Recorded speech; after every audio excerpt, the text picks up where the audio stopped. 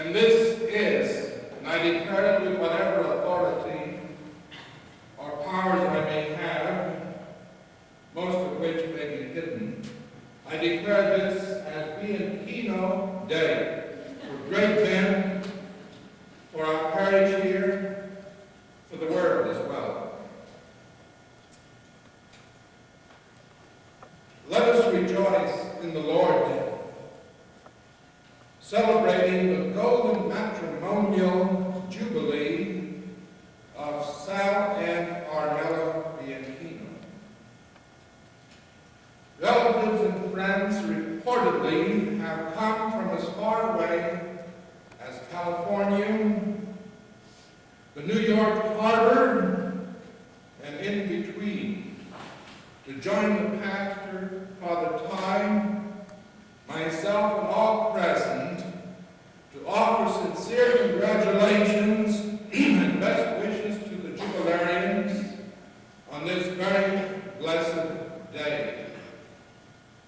May the angels and saints of heaven rejoice and offer intercessions for Sal and Armella, their dear children, Elaine, Anita, Jeanette, Marion, and Eddie, their grandchildren and great-grandchildren, and with those who are married, their spouses, whom we recognize. And we even ask the angels and saints to pray for all of us, whether we need it or not.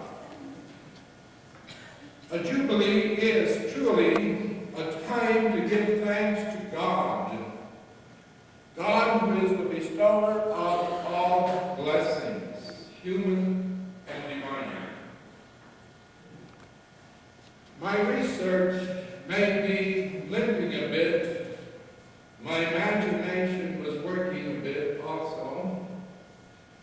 For the jubilarians, the year 1944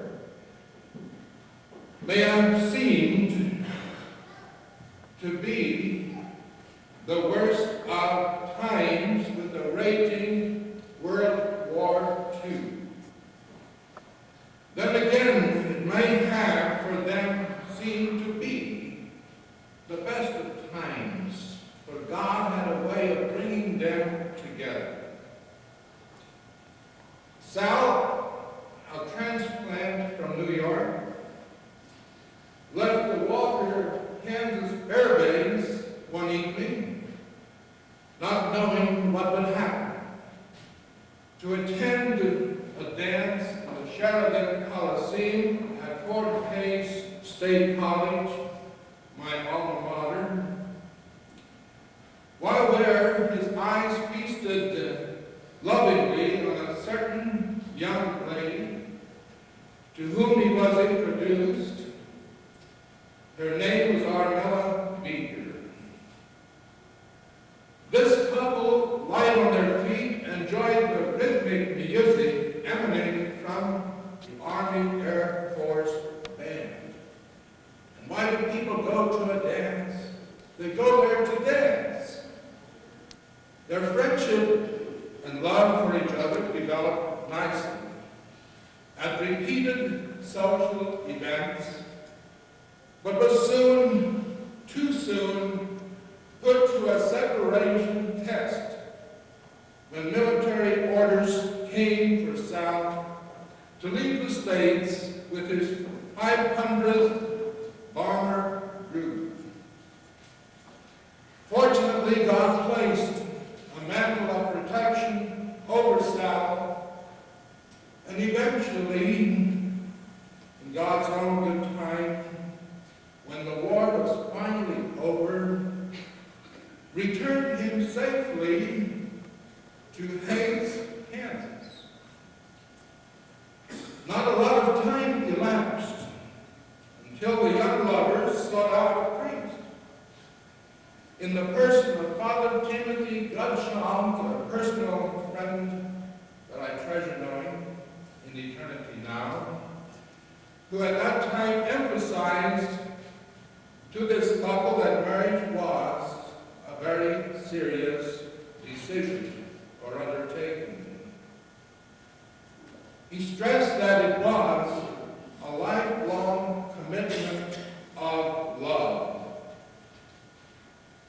I think it was Sal, whom I know to be persuasive, and good Italians are, who convinced Father Tim to dispense from 2 bands. 3 were required, but convinced him to dispense from 2 bands, announcements, to make it possible for them to have Father Tim be the church's official witness already on September 18, 1945, when they ministered the sacrament of matrimony to each other, to the delight of many relatives and friends. Recognition of their lifelong commitment was evident when they celebrated their silver jubilee and again their 40th wedding anniversary in the presence of Father Tim at both of those celebrations. Sal and Armella agreed that today's celebration would take place, but on the firm condition that it begin with the Mass of Thanksgiving. I give them credit for knowing well that the Mass is our central act of worship and the perfect way to give thanks to God for the many blessings they have received, including 5 children, grandchildren, great-grandchildren, relatives, a multitude of friends, and the privilege for Sal to be a minister of Holy Communion in his parish church, and for Armella to sing the praises of God as choir member, something we were told she has done for many, many years. They also have made a difference in serving the public that they serve well, and in the way are still doing by their influence and their love. Sal, for 33 years as postal clerk and carrier, Armella schooled in beautifying the environment with green thumb offerings.